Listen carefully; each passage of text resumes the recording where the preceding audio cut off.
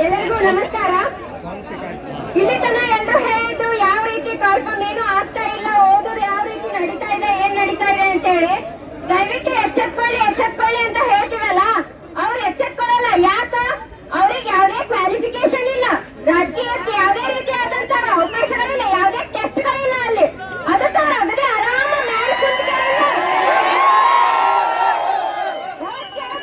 ಬರ್ತಾರ, ಮಾತಾಡ್ತಾರ, ಏನ್ರ ಒಂದಿಟ್ಟು ಕೊಡ್ತಾರ, ಆಯ್ತು ಹೋಗಿ ಆರಾಮ 5 ವರ್ಷ ಆಳ್ತಾರ.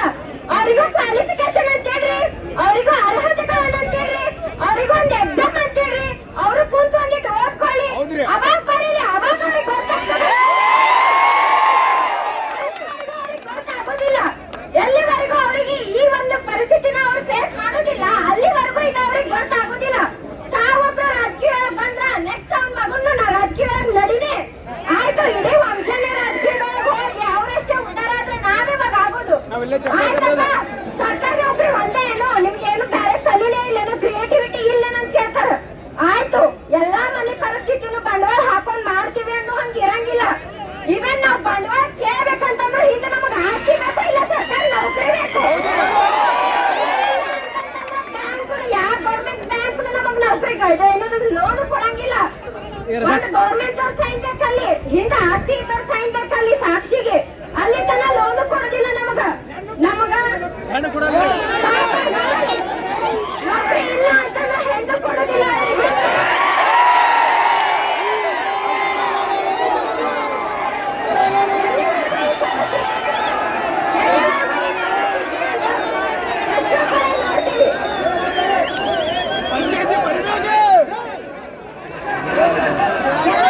ಎಲ್ಲ ರಾಜ್ಯದೊಳಗೂ ನೋಡ್ತೀವಿ ವಯೋಮಿತಿ 30-33 ಅಂತೇಳಿ ಇಟ್ಟಂತಂದ್ರೆ ನಮ್ಗೆ 25. ಯಾಕೆ 25ರಾಗ ಅಷ್ಟ ನೌಕರಿ ತಗೊಂಡು ಇದನ್ನ ಮಾಡ್ಕೋಬೇಕಲ್ಲ, degree ಮುಗಿಯೋದ್ರಾಗ 21 ಆಗಿರ್ತಾರು.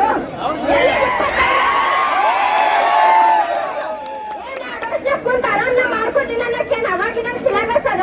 Day to day curriculum change ಆಗ್ತದೆ. ನೀವು ಫೇಸ್ ಮಾಡಿರಿ ಇದನ್ನ, day to day generation change ಆಗ್ತಿರ್ತದೆ.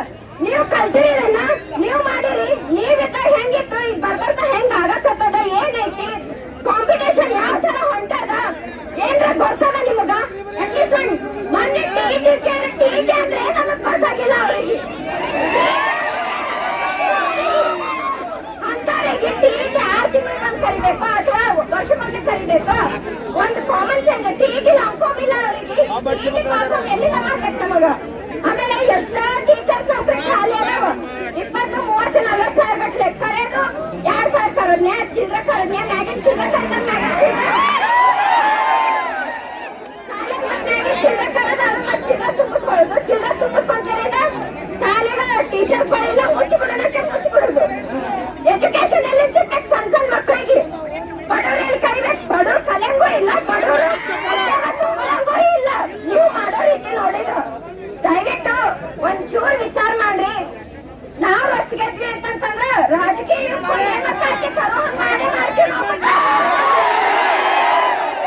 ರಾಜಕೀಯಕ್ಕೂ qualification ಬೇಕು, ರಾಜಕೀಯಕ್ಕೂ ಎಕ್ಸಾಮ್ ಬರಂಗ್ ಮಾಡಿದ್ವಿ ಅಂತಂದ್ರೆ ನೀವ್ ಯಾರು ಎಂದು ಪಾಸ್ ಆಗಂಗಿಲ್ಲ, ಅದ್ರ ಸಮೀಪ ಬರಲ್ಲ. ಫಸ್ಟ್ ದಯವಿಟ್ಟು ಈ ರೀತಿಯಾದಂತ ಒಂದು ಕ್ರಿಯೇಟಿವಿಟಿ ಇದೆ ಅಂದ್ರೆ ಇಂತ ಒಂದು ಸಿಚುವೇಶನ್ ಕ್ರಿಯೇಟಿವ್ ಮಾಡಕ್ ಹೋಗ್ಬೇಡ್ರಿ. ಎಲ್ಲಾರನ್ನ ಅರ್ಥ ಮಾಡ್ಕೊಂಡು ನೀವು ಬೆಳೆ ನಾವೇನ್ ಬೇಡ ಅನ್ನಂಗಿಲ್ಲ, ಅಲ್ಲಿ ತಿನ್ರಿ.